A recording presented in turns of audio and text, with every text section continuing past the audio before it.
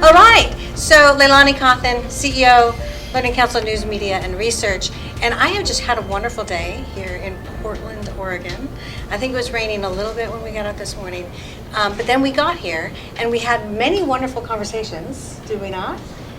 And now I am sitting here with 4 superintendents. There was another one just wandering around earlier who actually works here and didn't know about the event today from Portland Public. But here we are, and we're in the boardroom. And we've had conversations about everything from AI to the shift in space and time, which has been sort of like entering a new world. And I'm gonna introduce everybody here in a second, but we're gonna ask some simple questions about what's really going on right now and what you're doing that is interesting and maybe unique, we hope, so everyone can hear from you. And that was my cameraman making sure that everyone can hear me. Can you hear me? Normally I'm really loud, but then, you know, if I have to yell the whole time, I cough. Okay, so then we're gonna pass this around too, okay? All right, so I have immediately to my left here, Dr. Sue Rieke-Smith. I said it wrong anyway, even though you just told me. Rieke-Smith. Say it with me one more time, Rieke-Smith. Can I just call you Sue? Absolutely. That's gonna be so much easier. Dr. Sue, you're gonna be Dr. Sue to me now. And you're from Tigard. Tigard-Tualatin. Okay, we need to change the words here. Because I can't follow through, so, you know, so we're not gonna say that anymore either. We're gonna just say Dr. Sue. But Superintendent, Correct. thank you for joining us. Thank you. All right, and then next up, Kimberly Kellison. You got it all right. Yay! And then Superintendent Winston-Dillard. Yeah, south of Roseburg, about 8 miles. Ooh, Roseburg. Yeah. Beautiful, beautiful. It I've is been there. beautiful there. Yeah, awesome. My good friend, Ellen Perconti, Superintendent Goldendale District, good. And but the newest guy to the bunch, Dr. Gustavo Balderas, Superintendent Beaverton. Thank you for being with us. Thank you all for being with us. So we're going to just start out with the reframing of what we understand the future could necessarily be with what you're doing that's super awesome right now. So talk about yourselves first. I'm going to go to you first and then come back around. Is that okay? Sure. All right. Gustavo. So Gustavo Balderas, Superintendent of Beaverton School System, about 38,000 kids, 54 campuses, about 60% kids of color. Our diversity has really grown over time. So what I'm most proud of in Beaverton, first of all, it's coming back off the pandemic. You've heard it over and over again, but this is the first year that it actually feels almost pre-COVID normal back in our schools across the system. But we're really, we adopted a strategic plan during COVID, my second year, and we have a really aggressive dual language plan, multilingual language plan to have access for all our 38,000 kids to be able to have that within 10 years.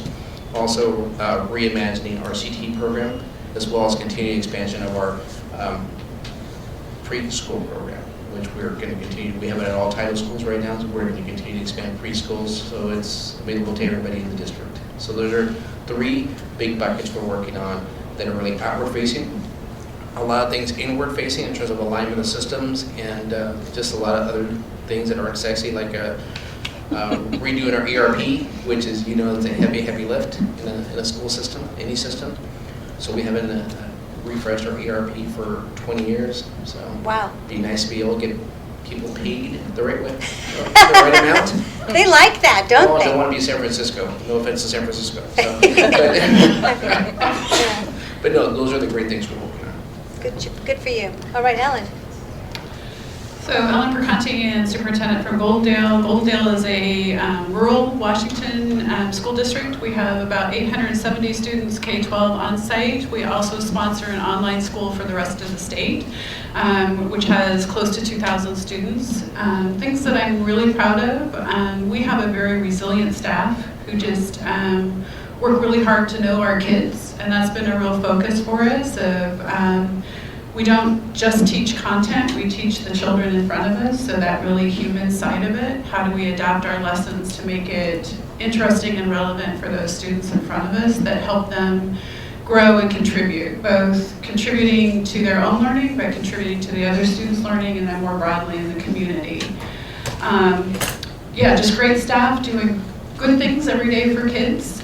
Still a lot of work to do in terms of raising what is seen by the state. So those test scores, how do we get all those good things to show there? Hi, I'm Kim Kellison. I'm the superintendent at Winston-Dillard, which is what's near Roseburg, like I said earlier. So I'm kind of out of my element up here up north. We are a small rural school district. We have about 1,315 kids, I think, right now. We are a pre-K 12 system, which is really awesome because we have 4, like Gustavo, we have 4 preschool classrooms, which is quite a bit for a district that size. And we really think that's really essential to our kids' success. We're working really diligently right now on early literacy, so I worked a lot on that in the spring on House Bill 3198, and we are an early adopter of the science of reading, and so that's been really exciting work, and trying to engage our community in some of that work has been a really great challenge, and we're taking a lot of feedback and working with parents and community members and partners. We are broadening our CTE offerings at our high school. We just added a culinary arts program, which is really amazing and a great opportunity for the kids. And we have 130 kids enrolled in that coursework already who are really excited about that. So we're off to a great start. Lots of work to do, like Ellen said, and working on attendance. And there's a lot of moving parts. Never ending, yes. Right. Sue. Thanks so much, and I'm Sue Rieke-Smith, Superintendent of the Tigard-Tualatin School District, just about 10-15 minutes south of here. We serve 4 municipalities, Tigard-Tualatin, Durham, and King City, and there is growth across our district in pockets, particularly King City and the Tigard area. We serve approximately 11,500 students. We have just recently tipped from a white majority to a minority majority, which is great news for us. It talks to the diversity and the support that our communities give relative to being inclusive and welcoming to all individuals. Same work that you've heard expressed here, a really strong start this year. I think kids and teachers both came in far more regulated, and particularly having the opportunity to take advantage of all the supports that have been put in place. We very firmly believe that you can't teach academics unless you know the student emotionally and socially, and so those two things are connected. And so high touch as well as high tech. We are a one-to-one district. We have been since 2016. It served us well during the pandemic and even better coming out. We just recently renewed our strategic plan with our board in the midst of the pandemic as well. And we are what's known as an academic return on investment district. And so any initiative, large initiative that we put dollars to, we actually study and measure to make sure that we are getting a bang for the buck, as we like to talk about it. And our one-to-one initiative in 2016 was our first foray into that, and we have used it for a variety of other strategies as well. One of them that you've heard letters referenced, we are in our second cohort of teachers who are receiving the letters training. We as a district established, and we're known for our work relative to RTI, particularly around reading instruction. And we now realize that that generation of teachers has moved on, and we have a new generation behind, and letters fits the bill in terms of us helping our teachers really understand the science of reading, and then also how we leverage the tools that we have via our technology in terms of reading assessments and personalized instruction that gets at both reading and math in grades K-8. And we dabble a little bit with our pre-K students as well. We are a pre-K-12 system. But all of our students in pre-K through 5th grade have iPads, and grades 6 through 12 have Chromebooks, and then when they graduate, if they persist in the system, whatever device they have at that point in time, they get to take with them, and then we refresh that with bond dollars. So lots of good work going on in the Tri-Med area here. Wow, I love it when people talk about return on investment. That just makes me super happy. I'm corporate trained. I'm trained to write a strat plan in 24 hours. So still of a different reality. So when I hear an educator say it, so I just like, wow, you're my sister. Holy cow.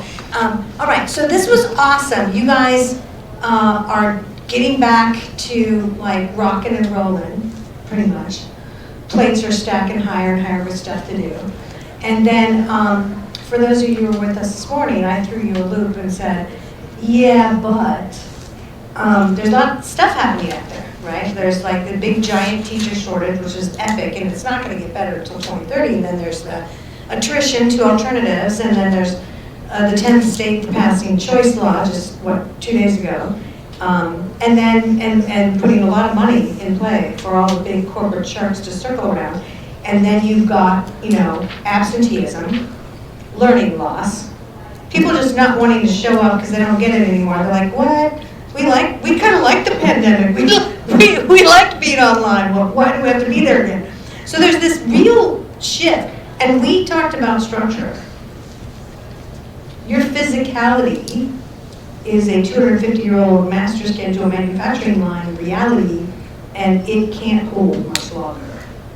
So you were here for that. So I want to just start back with you, and we're going to keep doing the circle. Give me your gut reaction to that. Like, what do you think? I've always talked about why we continue to use this agrarian calendar that has really been outdated for Is that still on? for a long time. Yeah, I'm also really low tone too. So, Okay. but we have this agrarian calendar that's been impacting schools for a long time. And why do we still do that? Education's hard to change. We have seat time, right? Yeah. So it's all these things that are just generational, and education needs to morph with our kids. Our kids are different now. I Yeah. often talk about schools without walls, meaning that kids need to be able to be, we need to meet their needs where they're at. So with the technology that we all have now, is how do we continue to adapt and meet the kids where they're at so they can have blended learning like they do at the university. Yeah. Right? So I think we're going to need to really adapt more quickly. And now with AI here, it's going to be here to stay. Yeah. How do we continue to morph and adapt to the ever-changing environment and really work with the adults? This is not a kid issue, this is an adult issue. So how do we continue to morph with the adults and help the adults understand the why behind the change? Yeah, I'm totally, that was brilliant. Thank you. Yes, Ellen, what are you, I kind of know where Ellen's at. Yeah. I think the reality is that we will always, especially for probably K-8 students, need to have a physical presence. And it needs to be a guaranteed, if we're currently at 180 days for whatever hours those are, I think we have to have that presence. We have to have that ability because our parents rely on us for childcare. That became very evident during the pandemic. What we do within that time has to change. I think our absenteeism, which somebody mentioned, is partly due to what's there to engage me. Why do I need to be there? Yep. Either I already know it or I don't see the value in it. I mean, there are lots of different reasons that kids can throw out. How do we use the strengths of our teachers to benefit our students more directly? So rather than these group of students march with this teacher or these multiple teachers. So I think that flexibility has to be there, but I agree, it's an adult issue. This isn't how we did school when we went through. I hear that a lot. Mm-hmm. It's also a state issue until we get funded differently or at least adaptively. That will impact what we can do. So there are a lot of different hurdles that we have to get, but we have to look at time and space differently.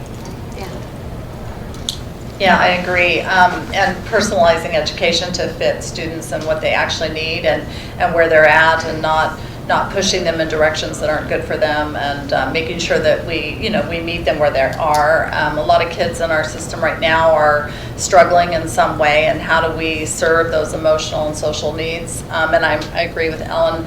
I think K-8 is definitely an in-person kind of deal. I think they had a very difficult time in the digital environment, but we've got older kids that excel. Some of them excel in that environment, and we really need to think about what time those kids need to be in the building, what kind of flexibility are we giving, and what kind of flexibility does that give to our staff, because we're trying to retain teachers and we're trying to get the best teachers possible for students, and our state funding model is not sufficient to pay those people what they need to be paid.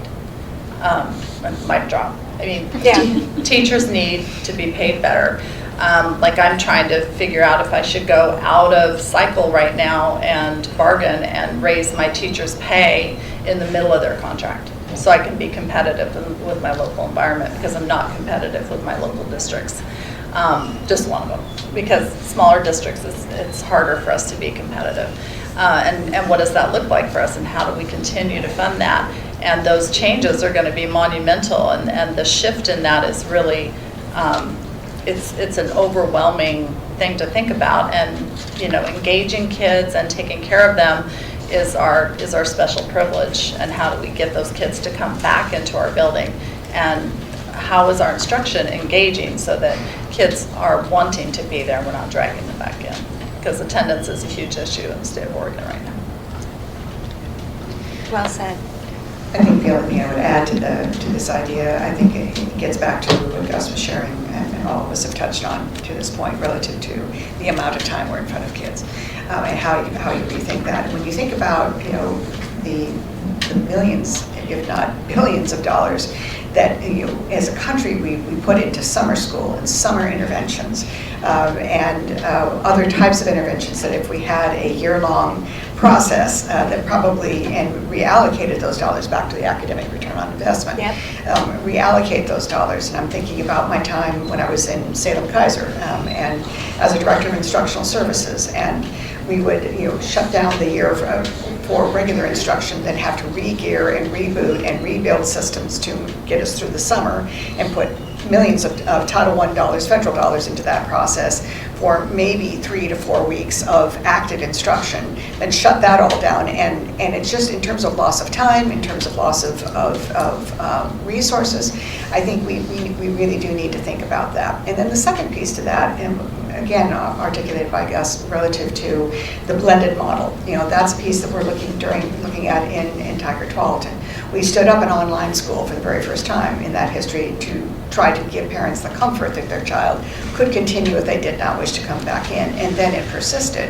And so now it's about blending that model. And so if you want some time in a comprehensive high school, you have that opportunity. If you want some time online, you have that opportunity. Interestingly enough, we're not seeing the numbers that we anticipated that would latch onto that. But we're going to continue to work with that model, because I think over time it will play itself out. I also think that relative to proficiency, that again, technology, there's a lot for us in our district to continue to work towards how we can leverage that so that we can move students through that are ready to move through and take on the next set of standards, versus those students who need more support and work to achieve a couple of standards where they've got gaps and then move forward. We played with that model when I was in Salem-Keizer, not with technology, but just using teacher. So I think there's a lot to be said relative to how we can leverage technology to help us build those schedules, as well as put teachers in the right place at the right time.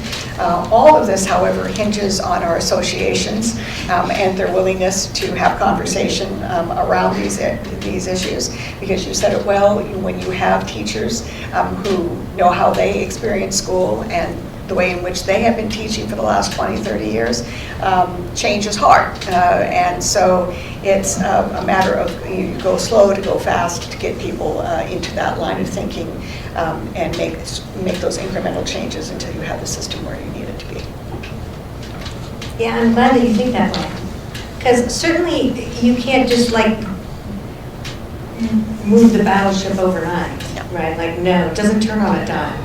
Coasts in the water for a while. And then you bring down another program and people say, no more programs, stop it, right? Because it's just one too many things and you just broke them completely as a human being. They run screaming into the woods.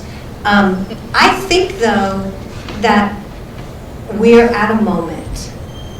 And that moment is felt nationally on just about every level. Am I right? Just about every level. We've left the industrial age. We've left all sanity on the shores in some areas, right? And we're in a moment of real change. And I think a lot of you guys as superintendents are trying to stay afloat in an old battleship. And so I would say what could you do that could be different in the direction of a new form? Simple question. That you haven't done yet. Is it okay to talk about this? Is it okay? Do you want to go back the other way? Let's let Dr. Stu go first. Well, speaking only for myself, I'm a big fan of taking risks. Good. But I like you more and more. But that means only for myself, and certainly never to the negative impact of. Yeah, not that's going to get you jailed. Well, yeah, you know, yeah. depends on the topic. Anyway, what I would share with that is I think that yes, you have to be bold and you have to be innovative, but at the same time you have to really be thinking about how do I bring everyone else with me? How do I help them see what's in my head? And because we know so many people who go very, very quickly and boldly, and people just wait them out. And what you want is you want people to understand the why, and why it is good for them. Okay. Yeah. I tell my graduate students all the time, my father, who was a university president, used to say all the time that never get between the bear and the garbage can. Whatever's in that can is vitally important to that person, and if you mess with that, you're not going to have much success. My take on that was, I want to know what's in your can, and then I'm going to start substituting better things in your can till you finally have the can that will help us move forward, right? So let me get to know you. Let me get to understand what your needs are. Let me understand, what your, when you talk about workload, what does that look like for you? When you talk about the needs of trying to teach across a broad curriculum or a continuum of student learners, what does that look like for you? How are you internalizing that? Then what are the common themes, and how do we then address those themes? At the same time, you're showing the vision. This is what it could be. Yes. This is where we can be. But that's been sort of vague and blah, blah, blah. Yeah. Exactly right. But how do we leverage the technology but still keep the human touch? Okay. Because I think that is absolutely critical. I can only speak for my district, but my guess is the rest of you are seeing the same thing. Our children craved physical attention. Yes. They needed that time with a warm human body. Not all of them, though. I'm just saying. No, not all. And I apologize for painting with a broad brush, but what I would say is that the majority that we have seen in our schools, they came not because of the curriculum, they came because they wanted that human interaction. Yeah. And so as we're thinking about how we can, build that next iteration, it's getting off of the wounded ship, and it's getting into a little dinghy and being willing to brave the seas to build that next iteration of how we engage children, how we meet them where they are and what they need, but at the same time also make sure that our teachers are coming along with us and our community is coming along with us. Yeah. And it sounds like if that was your experience with people wanting to be back together, then probably you need to do some intentionality in that. Absolutely, and that is the reason why, as we brought our first battle was not relative to instruction. Our first battle was relative to how do I help you heal. And so setting up, I remember that. Setting up absolute structures within the school day that was intentional both at the beginning, at the middle, and at the end of the day, that were trauma informed, that were welcoming the child where they were coming from culturally and linguistically, and their lived experience. And then also being intentional about standing up affinity groups so that students had places where they could congregate by like ideas and like minds. And so all of that's literally what the first 2 years looked like in addition to instruction. Now we are to a place where we can start to leverage more instruction, but all of those support systems are still very much in place and need to continue to be in place because that's the human community that students are looking for and want to be a part of. Yes, and I would suggest, and you don't get to comment on this because you got to hand the mic over, but because you're going to go next, but I would suggest that there might be some selective retirement of duties in your future. Nod and smile. Yes. I'm just saying because there's been a lot of doubling up on people's heads. Do this and now do this too, and now do this too, and now do this too, and we're breaking the humans. They're broke. Okay, so we'll come back to you on that one. Go ahead. Yeah, the humans are tired. I think that, you know, over the past few years throughout the pandemic, a general sense of distrust has come about for public education, and we have to build that back with our community before we can take on any of these large, risky adjustments that we know are necessary, right? Like we know these things are coming down the pipe. We know we have to do this differently. I mean, we're not just training kids for a factory anymore. They have to have different skill sets, and probably the jobs we're training them for aren't even created yet if they're in kindergarten. Like it's some weird thing we haven't even thought about. And so like incorporating all those ideas, but we have to build trust with our community again. We have to support our community, and then we have to elevate student voice and teacher voice. And so I think part of my plan for retention with staff is to engage staff in authentic communication where they feel free to walk into my office and say, hey, Kim, I'm concerned about this, or have you thought about that? And then in return, I can say, well, have you thought about the high school kids coming in at 9 a.m.? Because I think that's why my attendance rate's so poor, because they're tired in the morning. They're high school kids, they need more sleep. They're hormonal. That's Yes, what goes on. Hormonal, yes. And so, I mean, just meeting kids where they're at with what they need, that personalized education. I mean, we talked about this, a flex period in the morning where you have a different type of schedule. You're taking classes at the college, you're taking a CTE course that's dual credit. I mean, there's all these options for kids, and how do we leverage all those things? But we are working in the confines of a system that sometimes we don't have a lot of control over. Yes, defined you by space and time. Yes, correct. It's marginalized you from adaptation to the future. Yes, it has tied your hands a little bit Yes. for adaptation and ingenuity and Innovation. innovation. Yeah, like some of those things I think, oh man, that'd be really cool. Like I could bring all the kids in here on Friday because we only have a 4-day school week, and I could boost all their reading scores, you know, by giving them high dosage tutoring on Friday. And then I think, oh, I have to pay for transportation, and I have to adjust the contract, and you know, there's all these practical details that have to be attended to before you can get crazy. Yes, I understand. I like that you're a little crazy though, because that's good. Yes, That you're thinking I'm like glad this. it's out there. Yeah, I'm glad it's out there. Lonnie. Okay. So I saw that fire, so I'll Yeah. try to be tight with my comments. I guess trust is huge. Trust between the superintendent and the board is huge. Any change that I put in place that I can't sustain is worthless. It just continues to actually inhibit the system. Yeah.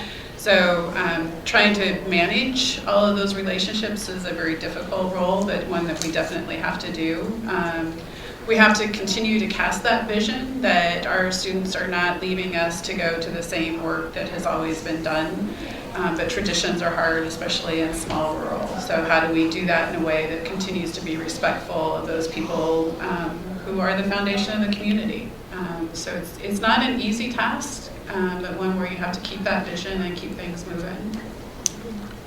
I'll be short as well. So, you know, it's my 34th year in education, so I've never, education's always been political, but I've never seen it so politicized as I've had the last few years. I think that's really stretching school districts really in terms of what we're teaching and learning, because it's Gustavo, really, that's showing up in all of our research. and Like the that's- 2023 is like 65% of districts are saying their number one problem is the protesting and the arguments and is leading to the people being tired and the Yes. workforce. So there's a lot of issues. People get tired, and you know, in Oregon we have 197 superintendents, over 160 are new the last 4 years. Yep.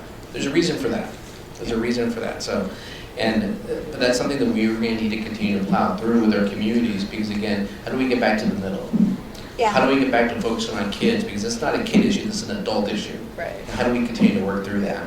That's one point. And the second point would be our diversity in our students, and our changing workforce hasn't adapted to the changing kids. So you know, we're in Beaverton. My kids went to Beaverton schools decades ago. It's a different Beaverton. Yeah. You know, we're almost 60% kids of color. Back in the old days, it wasn't that way. Yeah. So how do we continue to change and morph? We have over 110 languages being spoken. How do we make sure that we have outreach to those families and engage our families in a really authentic manner so that they're part of their kids' learning? And that's something that we're going to need to adapt as well in terms of the way we look in terms of the diversity of our adults in schools. Yeah, and I would even argue, if you want to make one quick comment back to me on this, is that when we talk diversity now, we're also talking about a non-racial, non-economic one, non-cultural, that's more about the difference between the previous generations and this generation and their framework, the lens that they see life in, because they were handed an iPhone and an iPad when they were 2. They literally prefer screens to humans. I mean, it's such an alien thing to bring them in and let's all be human together now. Your district, though, really likes that. So that's cool for you. But this is literally another whole element. That's also the difference between a 22, 23-year-old teacher and a 60-year-old teacher in our systems. Yes. In terms of how do we continue to Huge. adapt and make sure that we are learning together as adults that are working with our kids. Yeah, and modeling that. Yeah, exactly. Good. Okay. Take that back from you. Okay, so we have maybe 5 minutes for questions. That's what I'm going to take. 3? Yeah. I'm getting Five's told. good. I'm getting told. 3. Go ahead. You want to ask one here? I'm just curious, Just so it shows up. across the four of you, what the current state of district-approved policies for AI use by teachers and/or students. Fast answers. We're having a speed date on answers. So we've been working on that for over a year, and we are on track probably to get a policy from our board by end of December, first part of January, relative to AI use, and then future applications as well. We've also engaged, as part of that, we've engaged our entire community, our parents, our businesses, as well as our teachers and other specialists. So you're kind of an overachiever, I'm just saying. Like, that's a lot. Everybody. All overachievers, yeah. Yeah, I'm the least, and these my brother, so here we go. Sue's ahead of me a little bit. I just sent the AI policy to my administrators the other day, and they're like, oh man, do we have to? And I said, yeah, you absolutely have to start thinking about this. We have a policy team that's starting to look at AI policy, but I haven't engaged the community really, because when I did an attendance form, I didn't have very many people show up, so I have to figure out a better way to engage them. But yeah, we're in the process. We may just copy Sue. So let me know when you know how to get people out to different forums like that. I love that answer. We do not have a policy. I'm kind of hoping it comes organically. So rather than us trying to define and put a box around it, have our staff and our students say this is what we need. We're working on a model policy right now, but I push back to my team in terms of really, it's about appropriate use policy. It's reinforcing how we use technology. That's where we're headed. That's really what it is. That's the most important part. Because it's exactly right. So that's the heart of it in terms of, is everybody using technology appropriately? And if we're at asset or deficit-minded system. Yeah, I like that. Excellent. Anybody else have a question? We can do a quick roundup. Going once, going twice. Okay, we're going to be ending the roadshow here in Portland. Let's thank them all for joining us on our panel. Thank you